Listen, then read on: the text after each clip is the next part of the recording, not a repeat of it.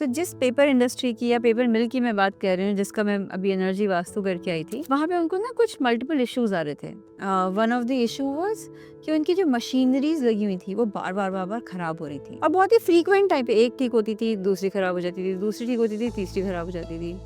और दूसरा इशू आ रहा था कि वो जो आउटपुट जा रहा था ना, उस आउटपुट पे बहुत कंप्लेंट्स आ रही। पहले ऐसा नहीं होता था, but of course with new machineries, new settings, शायद उनको ये प्रॉब्लम बहुत ज़्यादा आने लगी थी। और तीसरी बात ये कि जब कंप्लेंट्स आती हैं तो ऑफ कोर्स एम्प्लॉयज़ डिमोटिवेट होते हैं, तो एम्प्लॉयज इशूज भी आने लगे थे। तो जो ओनर था वो बहुत परेशान हो गया एंड ही कॉन्टैक्टेड मी। उसने मेरे बारे में कहीं से सुना था, किसी ने उसको रेफरेंस दिया था, तो ही कॉल्ड मी।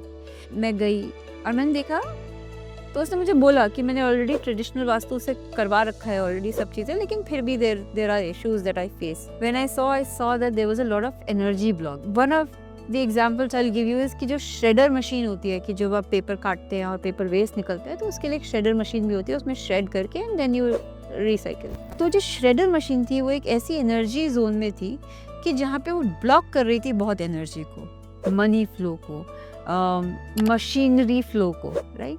सो हमको उस एनर्जी को बैलेंस करना बहुत ज़रूरी था। We did that balancing, we shifted the machine, we did some changes here and there, and by God's grace within 3 months he saw beautiful results. The clients were happy, the complaints reduced, employees were much more satisfied, क्योंकि वो employee issues आने कम हो जाते हैं, तो आपको समझ में आने लगता है कि of course you know the problems have reduced.